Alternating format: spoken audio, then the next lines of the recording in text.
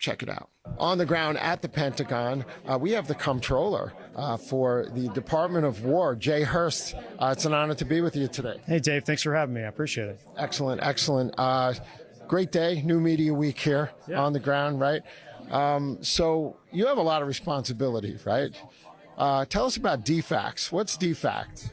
DFAS is the Defense Finance and Accounting Service, and their job is to pay every single member of the U.S. military and all the civilians who work for the military. They do some other stuff too, but that's the biggest job and most important job. Couple million? Well, our payroll is $15 billion a month. Wow. So it's an incredible amount of money these people handle, and they pay people right month after month, week after week. Incredible. I can't even balance my checkbook, right? It's an incredible responsibility here, but part of what you're tasked with is to implement the president's budget as well, proposed budget, right? That's right. Yeah. My number one responsibility, and it's not easy to do, is I've got to make sure that the president's defense budget reflects his priorities and the secretary's priorities. And so it's a bottom-up job. We have 40 components in DoD.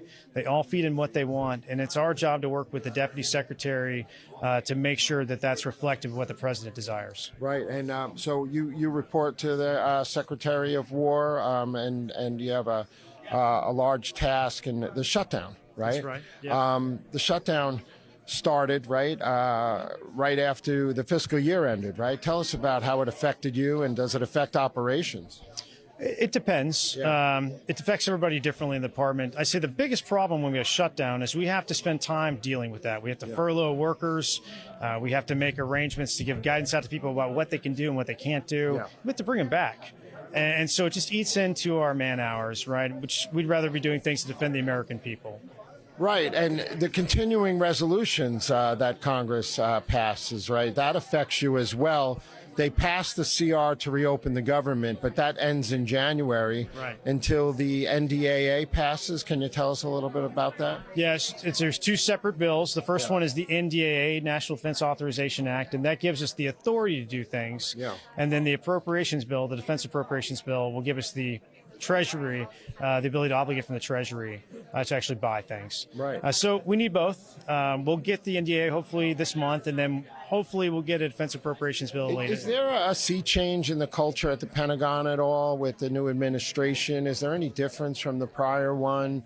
Priorities, streamlining, things like that? Absolutely. This is my 5th year in the building. I was in uniform here before, and the difference is we're here to get it done. Yeah. And you can see that. People are not here to talk about obstacles. They're here to talk about solutions. And that's the sea change that's going on, that the secretary is driving. Yeah, and Secretary Hegseth, very engaged, right? He is. Very engaged here. All right. Anything else you want to share with us today about what's going on in the Pentagon? And, we got the holidays approaching. What else is cooking? Yeah, I think for my team, right, we're focused on getting 26 across the line with Congress and helping them answer any questions they have about the president's defense budget. We're also working on fiscal year 27 already because we owe that over to the White House so the president can roll out his budget early next year.